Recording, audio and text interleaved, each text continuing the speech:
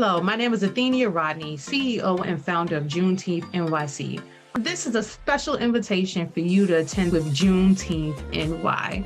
We're thrilled to announce that this year's celebration promises to be bigger and better than ever before. Join us for an unforgettable experience filled with a wide array of exciting performances, delightful vendors, mouth-watering food trucks and vendors, an exclusive fashion show, a rally at Barclays Steps, a free bus ride with health drink tastings. Don't miss that. For those of you with little ones, don't worry, we've got you covered also. Juneteenth NY 2023 is the event for all ages. We'll be featuring a dedicated kids zone so that your young ones can join in on the fun. So why wait? Grab your free tickets. Yes, free. It doesn't cost anything, but we do need you to register so that we can prepare for the amount of people that will be in attendance on the weekend. So we look forward for you to go to our website at www.juneteenthny.com, or you can go to our Instagram at JuneteenthNY, like us, follow us, engage with our page. We love to see you participating. It warms my heart. Trust me, it does. And then go to our link tree and you'll get a direct link to register. This will be a monumental occasion. We can't wait to see you there. Thank you and have a good one.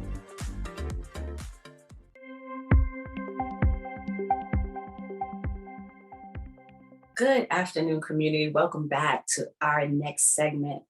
This segment, we'll be talking with Madam Money, AKA Tara Jackson. We'll be discussing the 4 financial languages. It's the name of her book, and it's a way of being that, that she believes in and that she fully supports and is here to teach us all about today. Hey, Tara, how are you? I'm wonderful. How are you?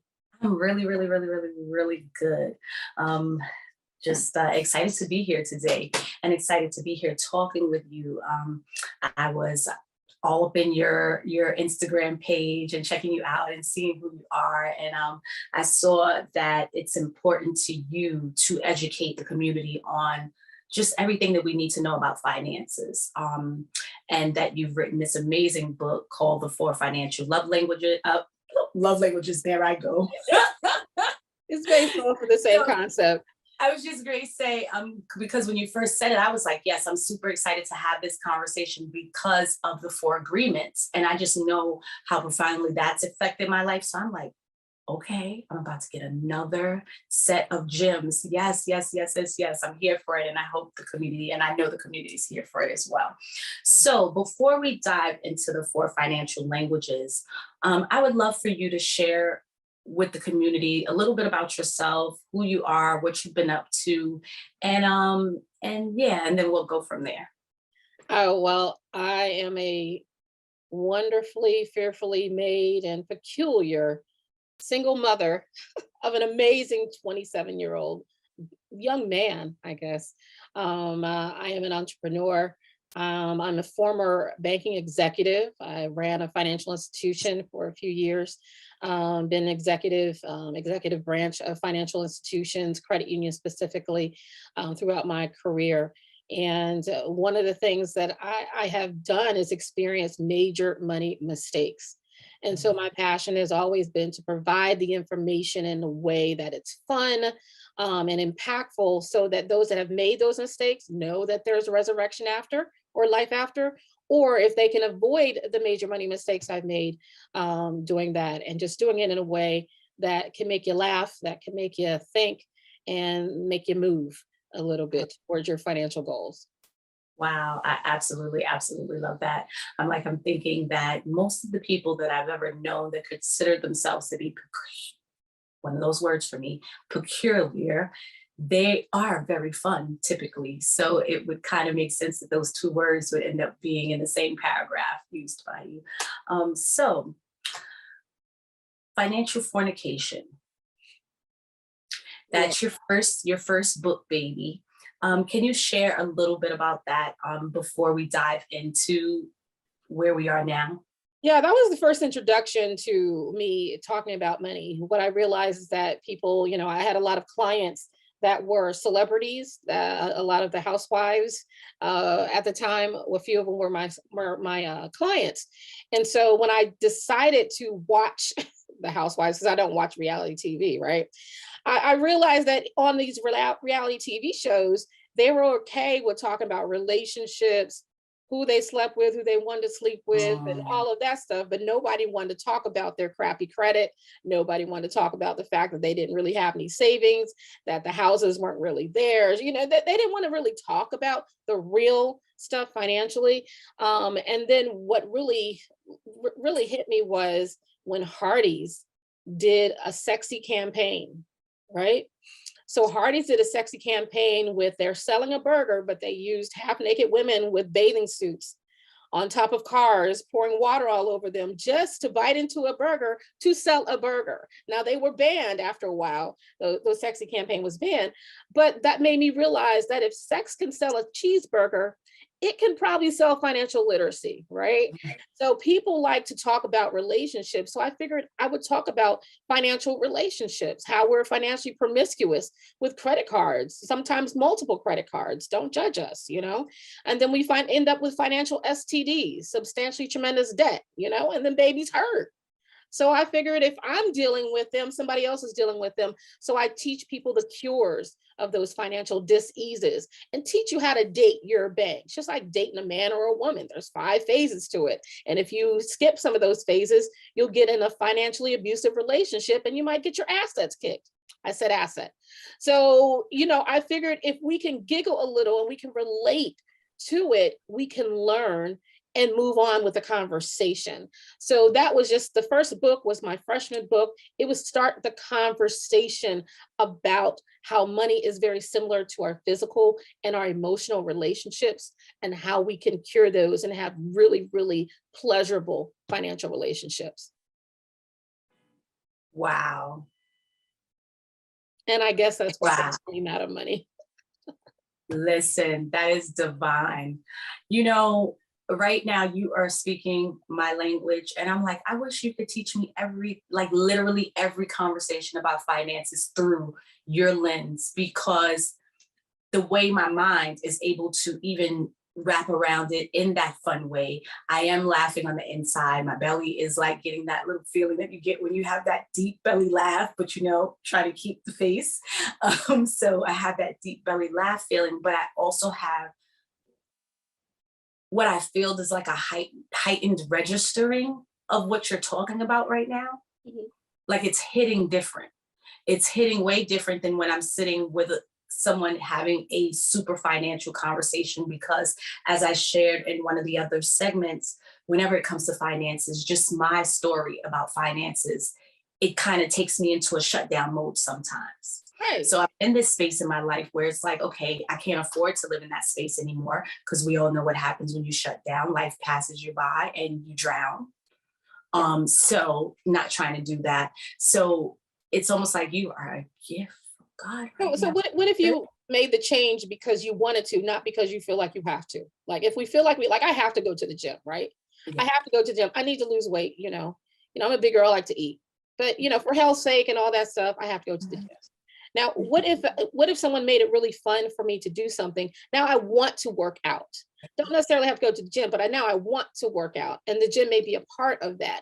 My motivation is different. My eagerness to do it, my excitement to do it is different. And so that's all I'm trying to do is change the motivation. Instead of that, you have to think about your future, and because you do. But honestly, my future self, her name is Juanita. Juanita wants to travel and have a young boyfriend, whether she's married or not. Don't judge me, okay? And so in order for Juanita to be able to travel with her young boyfriend, she's going to need some money. In order for her to have money, Tara has got to spend money on saving and investing so that Juanita can live her best life. I love that. I was just sitting here thinking that this list of goals that I've written down, it's like, I want to do this because I want those things. And in order to have those things, yeah, it does definitely shift the energy, and it definitely changes the narrative of that story that I have around money and how it actually impacts me. Even so, I'm a very into physical reactions to things, your conversations, traumas, things like that. And right now, my body having this conversation is here for it. It's not doing its normal, like, belly. Yeah, it's not doing that right now. It's like, I'm here to play, almost like a kid. I have like a kid energy about it where it's like, I really am just eager to know more. So let's start to shift over to the 4 financial languages. I'm going to give you the floor. I don't want to direct how you introduce that because you're just so masterful at what you do. I'm just going to let you share. Sure. So the 4 financial languages is saving, spending, investing, and giving, right? So we all have a dominant financial language. Just like if we were born in the United States, our dominant language is probably English, right? It doesn't mean that we don't know Spanish. It doesn't mean we don't know Greek or German or whatever. Our dominant financial language is English. That's what we were born and that's what we learned, how to speak English. Some households, you learn how to speak Spanish, right? Some people just brought it on themselves and said, I want to learn this language, and they learned it, right? But your dominant financial language is, you can identify that if I gave you $1 million and nobody else knew about it, it's just me and you, and I'm not telling anybody, but you got $1 million dropped into your bank account right now, what's the first thing you would want to do that would bring you joy? Not what you have to do, not what you should do, not what the Bible says do, not what the parents say do, not what the financial advisors say do. What is it that you want to do? Are you going to put some aside and save a portion of it? Are you going to spend some of it, YOLO? Are you going to invest some in stocks or real estate or what businesses or whatever? Or are you going to give to the needy or give to the church or whatever? What's the first thing you innately want to do that's going to bring you the most joy? Not to say that you're not going to do everything, right? Usually, if that's the first thing you want to do, that's your dominant financial language. My dominant financial language is spending. I already know yours is spending.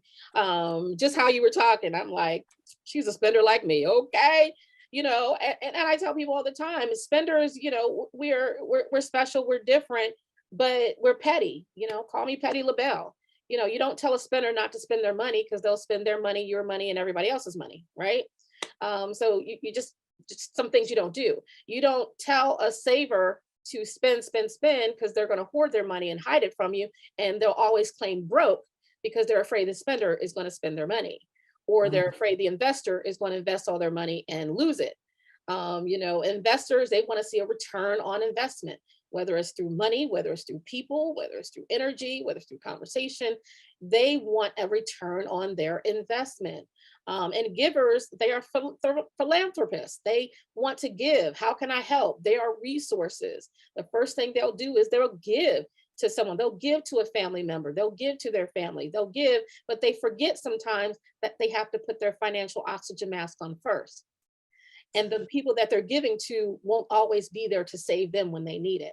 So they have to save, spend, and invest on themselves first so they can give more in the future. Ooh, that's powerful. I'll definitely be purchasing both of these books. So, question for you. I kind of want to move through the different pieces. So what do you find are some of the things that people should kind of like, not wanting to give away too many nuggets, because we definitely want them to give the book, but, and you definitely gave us a nice overview of that just now. But what do you find, actually, instead of going that way, what do you find some of the biggest challenges are within the community for people to shift their language? Well, the biggest challenge is that they don't know their language, right? And that they're trying to figure out a language that they are not, that they don't know, and they're asking the wrong people, right? They asking Nene and them, or they asking Mama, or they asking, you know, don't be mad. I have a cousin named Nene. Okay. So shout out to Nene. But, you know, but Nene didn't go to school for finances, right? And so they're afraid to speak with the professionals because they feel like they don't have enough money. Okay. Or they feel like they're going to be judged. Most spenders won't speak with a financial advisor because they feel like they're going to be judged because they're spenders. And what I have to make people realize is that a saver is not better than a spender or an investor giver. We're all the same, right? The only thing that makes it bad is excess, because you can over save and hoard all your money and not enjoy life, not invest for the future, and not give back, because the law of prosperity is you must give in order to receive, right? You can overspend and spend all your money. You can overinvest and lose all your money, and you can overgive and give all your money away. So it's about excess. So I can't judge you if you are a saver or an investor. What I need to do is understand what your language is, what your triggers are, and learn how to speak in your language, right? So that serves two purposes. One purpose is now we can have a better conversation because I understand what you're saying and I can communicate with you. Two, I'm learning another language so that new language will serve me when I need it to serve me. Okay, so let me give you an example. A spender and an investor. In order for me to get an investor to spend money, I have to understand investor language. I need to understand their triggers. Their triggers are return on investment. They need a lot of information. They ask a lot of questions. Do not ignore them. And they're active learners. So if they want to figure something out, they will do that. They're brilliant with that, right? I need to understand that and be able to have answers for my investor. I need to tell them what the return on investment is. If we want to purchase this thing, this is what the return on investment is going to be, and all of that. Once I understand a little bit of the language of investing. So now I can have a conversation about investing because I've learned a new language. So think of it this way. Someone speaking Spanish, another person speaking Greek. They may say, I love you, but they're saying in two different languages, there's a miscommunication. So one of them or both of them are gonna have to learn how to speak in each other's language so that they can have a fruitful, communicative relationship. It's the same thing with money. I love that. And we spoke about it a little bit beforehand. Could you share the different type of relationships that this could impact? It's so that people can have an idea of like what using this looks like, not just with their one-on-one partners. Yeah. So most people think it's just for couples, married couples, or if you have a significant other, which, most of the time it is for people that are dealing with other people with couples, but you could be single. And so you being fiscally bilingual, when you meet someone that's an opposite or a different financial language than you, you'll now have a better understanding of how to communicate before you get into that relationship. Because one of the main reasons why people get divorced is because of money miscommunication, dollar disagreements, budget battles, you know what I mean? And so if you are able to speak in different financial languages, that's going to help you with learning how to communicate with your new partner. It could be a parent and a child relationship, teaching that child about money and then understanding what their financial language is so that you can communicate to them or teach them multiple languages, right? It could be a business partner relationship. One of the hardest business partner relationships is one person's a spender, one person's a saver, or one person's a saver and one person's an investor. And so those conversations can get very, very heightened, if you will, if you do not know how to communicate with each other. And that causes a lot of conflict. That's why partnerships dissolve, because they're not agreeing about the money with that. So it's not just about married couples or people with significant others. It could be single people, parents, friends, roommates, anyone that you're going to deal with money with or communicate about money with. It's always good to understand different financial languages. And I call that being fiscally bilingual. That's beautiful. I think about, we have an emergence of groups of people that are coming together to source and co-op resources. So that's another place it's like a new tool to me. I'm like, whoa, I got a new tool in my tool bag. And I can't wait to read all of the in-depth, because I'm sure that it's going to blow my mind when I read the full book, if this is what's happening right here. So I hope that everybody out there has plans to go and get this book. One of the relationships that a lot of people don't look at are board of directors. If you sit on a board, you have 9, 10, 12, well, you usually have an odd number, but you have 9, 13 or whatever. You have board members, other people that think about money, communicate about money differently. And you all need to make a solid decision about a budget. to be able to support a nonprofit or to support a business or whatever, right? And so that may be a lot of over people's head, but there's a lot of people that are sitting on board of directors and they're arguing about the budget. Church, when you're sitting on church boards, the trustees think one way, the deacons think one way, everybody thinks one way, and everybody needs money to fulfill everything. And so this is a valuable tool when you can identify people's financial language and then learn how to communicate to them in their financial language. I love that. This is just like such an invaluable conversation, and I'm so grateful that you came to bring this to us today. I'm just thinking, what is coming up for me? There's a question that's like bubbling right in my mind, and I think it really relates to just our folks in Juneteenth and the impacts that money and our lack of knowledge of money have had on us. So you spoke about supporting housewives and folks like that. And I know that we're spenders, but what are some of the other things that have people fall into pitfalls financially that like people don't consider and maybe blind to that we walk into often? One of the things that comes up for me is just you're online. We're online all the time and all these things come across. Like, what are some of the ways that you tell people to help control spending or over-investing, under-investing? What would you advise for folks that don't have a sense of direction there? Well, the more information you have, the more better decisions you can make. You can make, not saying you will make them, okay? Just because you know better doesn't mean you're going to do better. It means that you now have the tools to make better decisions so that you can do better. Because I know better. I know what to do to lose this weight. I know better. Am I mentally ready to do better? That's a whole different conversation, right? That's why I talked about the motivation. I have to do better because of my health. I don't want to go to the gym, but heck, if I want to stay alive, I guess my butt needs to go to the gym or do something, right? If Juanita wants to be able to keep up with if her young Juanita wants to boyfriend. catch up and be ready, I'm just saying, you know what I mean? So, unless it's fun, like Juanita, this is what I want to do. At 50, I want to look like Angela Bassett when she was Tina Turner. So I'm going to need to do what I need to do to at least halfway get there, right?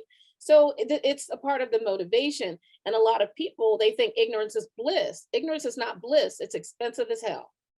The less you know, the more expensive everything costs. The less you know, the lower your credit score is, the more everything costs.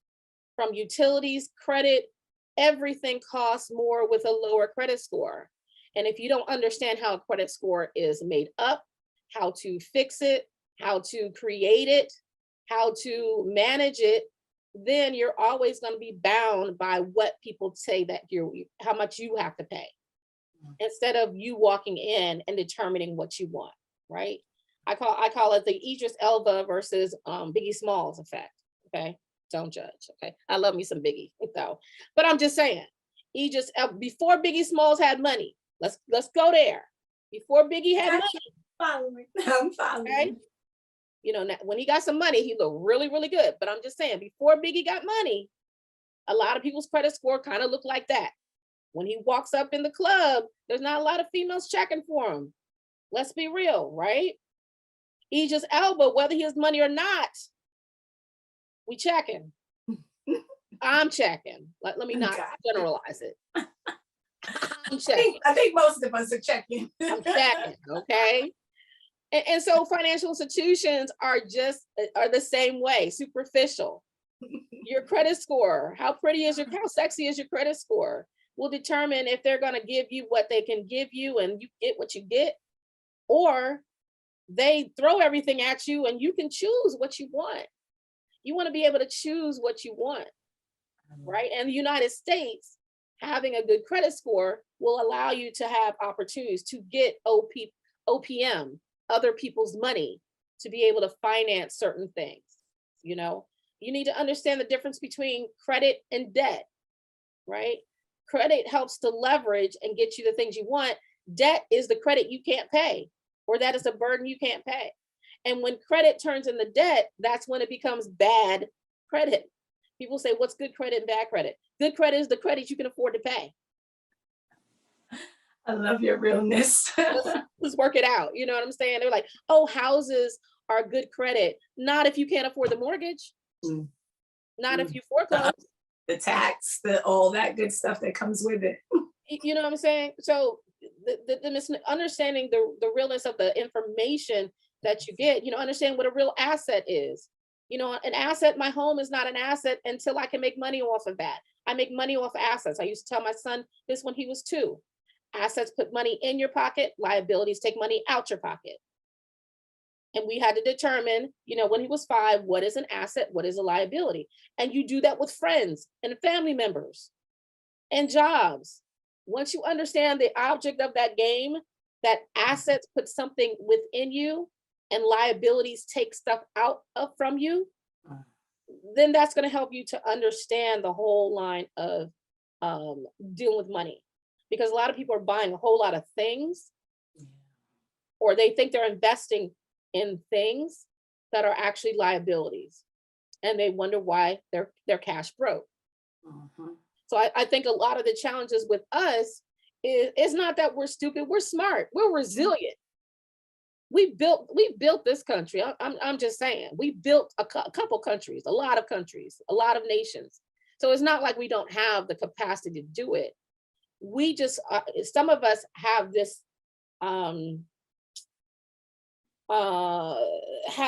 what is it, entitlement, this entitlement mentality, that, or I call it the narcissistic mentality. I worked hard for this, I did this, I deserve this. They did this to my ancestors, so they should give me this. And if you live off of that, you're not going to get anything. If anything, I want to learn what they know, and I want to win their game. Shay. And if you don't want to play the game, don't complain about the rules. It's like, consumers are playing checkers and financial institutions are playing chess. You got to learn that chess game. And the rules are just sitting out there waiting for us to learn them. It's not like they're hidden. I love it. Thank you for all of those gems. So many, so many, so many gems. I'm like, I wish we could go on and on and on all day. Yeah, I get a little passionate about stuff like this. Right? I can tell. And it actually, and what I love about what happens when passion and purpose clash, it draws people in. I'm drawn all in, and I'm definitely I'm already following you. And if not, I think I am. I'm almost sure I'm already following you. If not, I already have you on you're already on my search thing for about 2 weeks now. I've been keeping my eye on you and just seeing, getting a feel for who you are and who I'd be sitting with today. So it's an honor to connect with you, an honor to have you here with us. I would love for you to share with the community what you offer, what can they come to you for outside of the books, which are Financial Fornication and the 4 Financial Languages. Let them know if you offer services or where they could follow you. And then I would love for you to answer this last final question, and that would be, what does Juneteenth mean to you? Oh, wow. So I offer speaking engagements. I do a lot of speaking engagements. I do training sessions, especially for couples, for churches, and for marriage counselors for the 4 financial languages, especially for churches. I do lessons for couples for the 4 financial languages. I facilitate training workshops for youth called the Young Money series. So really excited. If you need a moment to get a little water, it's totally fine. Yeah, thanks. Of course. So the Young Money series, I teach them about credit, cream, credit rules everything around me, saving versus investing, who wants to be a millionaire, salary negotiation called You're Hired, and student loans called Save Me Sally Mae. And so each of those has a game that's tied to the lesson. So I love facilitating that, but I'm a facilitator and international public speaker, if you will. You can go to my website at madamoney.com to learn more about me, MADAMMONEY.com, or follow me on all social media, Ms. Madamoney, MSMADAMMONEY. Love to love on y'all. So what does Juneteenth mean to me? Juneteenth honor power. that despite what we've been through, we continue to be resilient. And even from then, even though we were told and, we found out late, we were still resilient. Even to this day, we are still resilient with everything that's going on. Police brutality, with, underserved communities, with abuse, all the things that is still happening. We maintain resilience. And it's no longer just for survival. It's just a part of our DNA. It's a part of our DNA is the resilience. And Juneteenth for me is the celebration of that resilience that we've always had, that we currently have, and that we will continue to have. And now that we're celebrating, we can really celebrate, educate others, but also educate our children on the resiliency to make them resilient as well. Ashe. Thank you, thank you, thank you, Miss Tara Jackson, aka Madam Money, and you can find her on social media platforms at Miss MS Madam Money. And we are honored to have you here with us today. Thank you. Thank you so much. Thank you. So welcome.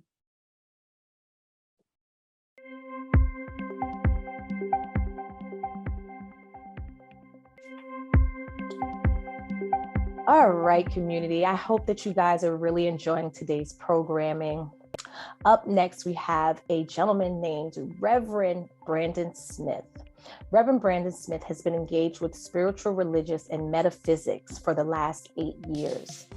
Today, he's here to talk to us and kind of give us an idea of how numerology and Juneteenth mesh together, and give us an opportunity to see, if you're not into numerology, an opportunity to see what it's all about and to ask questions. And if you have any questions, just drop them in the chat and someone will get back to you as soon as possible. Sit back, relax, and enjoy the segment. Thanks.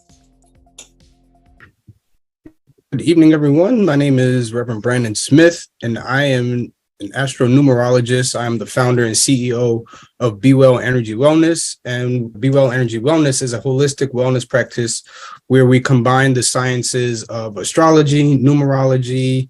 We look at aromatherapy, energy healing, particularly the modality known as pranic healing. And then we also use a few other methods. And particularly tonight's discussion will be around numerology and how we can utilize that really in a number of areas of our lives. Some of us may have some idea about numerology as it relates to like our destiny numbers. Everyone knows about the master number 11 and all that kind of stuff.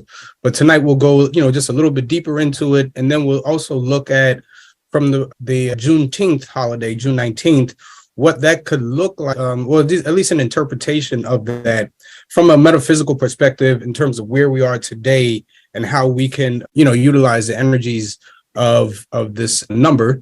So I'm going to go ahead and share my screen here. And we will present. And so our conversation tonight is going to go is entitled From Numbers to Numbers. And we're looking at the power of numbers using numerology. And so really quickly, a definition of what numerology is that numerology is essentially the study of numbers or the meaning behind the numbers. This particular method is considered to be a science, an ancient African science that has its roots going back to the schools of Alexandria in Egypt, and also in Babylonian culture. And so they consider them to be a science along with like astrology, palmistry, and a few others because of three particular characteristics. Number one is that they're reliable, they're accurate, and repeatable. So if I take a particular, say, and we'll get more into this later, say a particular person's birthday, or if I have 10 people's birthday, I can apply the same approach or the same calculation, and it's going to give me some type of response. And then what numerology does, say, for example, my birthday is October the 20th. So I would take 10, 20 in the year that I'm born, 1988, and then that gives me a particular number. I'll add it up, and I'm getting a little bit ahead of myself, but just so you have an idea of numerology, from that number, it gives me a particular number, which called the life path or the destiny number. And what in numerology, what this represents is what the soul comes to do and things like that. So there are a number of different approaches that we can use, from the name, from the birthday, that's going to reveal to us a number of different things. And some of those things that can reveal to us could be what's the soul's purpose for coming into this particular lifetime. Some people have different belief systems as it relates to incarnation and reincarnation. I don't necessarily want to get into that argument, but we all come into this particular lifetime with a purpose. And so what numerology as a science, when we look at the month, the day, and the year that we're born, this tells us what is our soul's purpose? What are the lessons that we've come into this particular lifetime to learn? And then also, what are the things that we've come to learn not to do? So I believe it was Shakespeare who says, to be or not to be is the question. And that is symbolic, where it talks about what is our soul's purpose. Because we all come to learn particular lessons of things to do and also of things not to do. Also, it can indicate to us seasons and cycles, or like, say, for example, if, the year of 2020, for some people, it was a very rough year. The pandemic came and, there was this all sorts of stuff going on. And then for other people, 2020 it wasn't that bad of a year. For me, I published a book, I launched a business, some other things were able to take place. I know some people who made out very well in 2020. So how is it that all of us can go through a particular year, but all of us will have each our own individual experiences or different experiences? And so what numerology does is we'll look at the month, the day, and then the particular year that we're in. And then that's going to tell us what you're going through for that particular calendar year. Or then we could look at, say, what are some of the challenges and strengths that may come up throughout life, health indicators, career indicators, and, a lot of other things. With numerology, what I tell people is, and how I learned it from my teacher, Lloyd Strayhorn, is that numerology, it puts up spotlights in the street. So it's not going to change the condition of your road, and nor is it going to predict, or like fortune telling, so to say, but it puts up these spotlights so that way we can see, we should probably be careful of this, or this particular area we may need to watch out for. This is a good direction to go in. And so these are just some of the ways and benefits of being able to use numerology. And so, brief history. In numerology, there are multiple systems, but they derive from two main systems. And then, of course, all of us who went to school, we all know about Pythagoras' theorem. I've yet to use it in everyday life to this day. I don't know why they made me go through it, of learning it in school, but Pythagoras, the father or the creator of that particular theory, he is credited to be considered the father of modern numerology, or the father of the modern science of numbers. Here's the issue with that, is that we have this Greek philosopher who travels down to Egypt, into the schools of Alexandria and several other places throughout Africa for 25 years to study. And then he returns back to Greece to declare himself as the father of mathematics and the father of numerology. So how I tell people is that what Pythagoras did is that he just let us know where it really came from. So even in the context of Juneteenth and looking at liberation as a people of color and a people of African descent, the reason why I think we can look at embracing, or even just kind of becoming a little more curious about some of these tools and some of these sciences, is because they actually belong to us. These are ancient African sciences that, truth be told, they existed long before the pyramids. And then we have, so that's the Pythagorean system. And then we have what's called the Chaldean system, which is a little more ancient, which may go back in terms of dating, maybe 300 to 500,000 years ago. And so that's just a little brief history of numerology. And so how it works. Essentially, as I said earlier, it unveils information about a person, a place, or an event using a birthday, a name, or a date. So what this essentially tells us is that whether I'm reading a person or consulting with a person, or say if there's a particular event that's coming up and it's going to be on, say, June 19th, I know that particular day is a one day, or because when you look at the numbers 1 and 9 and you add those two together, which is called the FADIC system, FADIC. And what that does is that gives us that root number of between 1 through 9. And so the number one, and we'll get into the interpretation of the numbers, but that gives us an idea of what that energy of the day could be like, or of that particular event, or a person who's born on that particular day. And then we'll talk about the names also, how this particular science, it transposes the letters into numbers. And so we're able to calculate and analyze what are different traits within a person's name. And within the name, you have your last name and the first name, and they both reveal just different traits about it. So really how it all works, I know it sounds deep and it sounds like it could be complicated, like, oh my God, what is all of this stuff? It really works off of simple mathematics. Addition, I would say that 90% of the calculations in numerology is simple addition. Now, there are some books that you may read where they go into, multiplication and stuff. That's more modern stuff that's come along later. But when we look at like the core of numerology, simple addition, and the numbers that you work from literally go from 1 to 9. And I think a good bit of us, we've got the ability to figure out 1, 2, 3, 4, 5, 6, 7, 8, 9. Or if not, we can have someone, hey, what comes after 5? All right, what comes after 6? All right, and there's nothing that comes after 9. After 9, you have 10. And remember, I said if you have a compound digit, you add those two together. So after 9, we have 10, 1 plus 0 is 1. So it technically starts back over again. So this goes into really deeper lessons about cycles and how everything has a beginning, a middle, and an end. So for all of our conclusions, whether we're analyzing your name, your birthday, we're just going to use simple mathematics, and we'll give you some examples really shortly. So I talked a little bit about the life path, what the soul comes into this particular lifetime to do. In some books, you may discover it, or even online, as the destiny number or your life path number. I'm trying to see if there are any other names. Those are the two most common: the destiny soul number, and the soul path number. So essentially what this represents the school or the grade of life that we're in. So if we're in, say, the first grade, and we'll get into the interpretation of numbers, what it tells me is that the soul is coming to this lifetime to be original, to be creative, to be independent, to stand up for itself in some way, different types of things. And remember, I told you we use simple addition. So if I were to take your birthday, my birthday in particular, 10/20/88, and I'll show you that on our upcoming screens, is we'll show how the simple addition we're able to do. Okay, this is what your soul is here to do. Now, with numerology and any other thing, you do not have to take this at face. I mean, as gold and as gospel.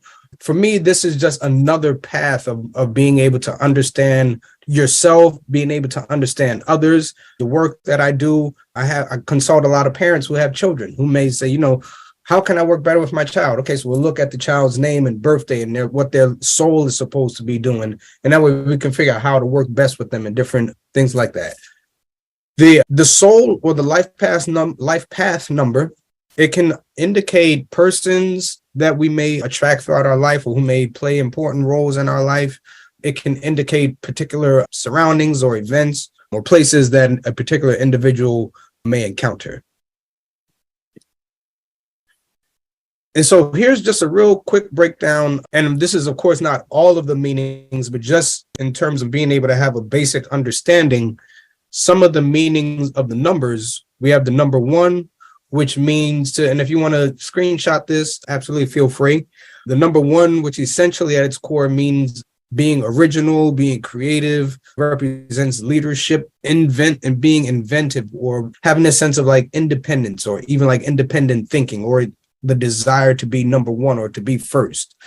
Number 2 deals with partnership, harmony, balance, diplomacy, working well with others, and tactfulness and things like that. The number 3 is creativity, popularity, artistic, expressive in nature. The number 4 likes to be unique, different. The number 4 also rules organization, structure, the foundation, also using logic and reason and thinking. The number 5 is adaptable, curious, versatile. This is a number that's about fun, that's about freedom, that's about traveling. So let's say if a person who's born on the 5th, the 14th, or the 23rd of any month, I may suggest that this person likes their freedom, or they may like to travel, or they may like to have a little bit more fun. The number 6 deals with duties, responsibilities, the family. Also, all things that are beautiful, whether it's people, places, events, things, words, music, poetry, art, real estate, property, all these different things that are within the number 6. The number 7 is a number of sophistication, the number that's very analytical, very very knowledgeable, very intuitive. Also, the number 7 are persons who may be born on the 7th, the 16th, or 25th. They may be a little more quiet or may tend to be to themselves more than being around others. The number 8 deals with status, recognition, achievement. This is also what we call the pregnancy number. My teacher, he's pretty funny when he teaches it. He says women can't spell pregnancy like men can't spell commitment. So what pregnancy means in this concept is not always a literal pregnancy, but sometimes it could be given birth to an idea or given birth to a concept or a vision or, a dream or something along those lines. And so men also go through pregnancy cycles where they may give birth to ideas or concepts or businesses and different things of that nature, or they may have children, or there may be people around them who may say, hey, I'm having a child, or, you're going to be an uncle or auntie, whatever the case may be. The 8 is also connected to the ancestors. So this is a number that is usually connected to the past, whether it's past events, people, places. And when I say ancestors, it doesn't always necessarily mean those who have gone on before us, but this could be like the grounds or the houses or the land that they lived on. And, there could be some sort of connection in that regard. And then the number 9, there are a few others that we call the master numbers, but just for basic simplicity's sake, we'll just go from the numbers 1 through 9. The 9 deals with endings, completions, dreams fulfilled, also humanitarian service or being able to see like the broader pictures, the art, and different things like that. So these are just some basic meanings of the numbers. Of course, when you start looking at, what does it mean to be a number 1? It means that your birth date is on a number that adds up, say, to the number 1. So that could be regardless of what month it is. It could be January 1st, February 19th. It could be March the 10th. It could be August the 28th. All of those numbers, just the number adds up to the number 1. So that would be how you could identify what number am I in terms of personality. And we get astrology as a whole nother conversation that, we could talk about later. Right here, just a quick, breakdown of the names. This is my name on top, my daughter's name on the bottom. On the side here, you'll see where we have the alphabet, the numbers 1 through 9. Again, that's why we work with in numerology, those 2 particular numbers, the numbers 1 through 9. And then we just write out the alphabet so that each letter is under a corresponding number. And so when I come over here to where my names are, I'll take each letter so the B is the second letter of the alphabet. I'll put the 2. R is under the 9. So that's the 18th letter of the alphabet, boom, and so on and so forth. So when you're breaking down the name, you'll then don't be confused. I just put the vowels on top so I can do a different calculation. You can do it all underneath. It doesn't necessarily have to be this particular way, but essentially you want to transpose each letter to a number. And then once you do that, you'll add all of those across. It gives me a 5 or 32, and 3 plus 2 is 5. My last name is 24, 2 plus 4 is 6. And then what I do is this is more my family information, the last name. So this tells me what I've likely inherited from my family and things like that. Whereas my first name tells me what makes me different from the rest of my family. What makes me unique or whatever the case is. And then when I add these 2 together, my first and last name together, I get what we call the expression. So usually in numerology, I would be considered a master number 11. Usually when you have the 11, you don't simplify it to the 2, but that's a whole nother conversation. So that's essentially how you break down the names. Now with my daughter, if you look, she has 2 R's and 1 I. That's the number 9. The number 9, and this is just something to be cautious of when we're naming children. There's certain vibrations that carry different energies, and the number 9 rules the planet Mars, which is the planet of war. And so sometimes my daughter, she could be a little hot-headed.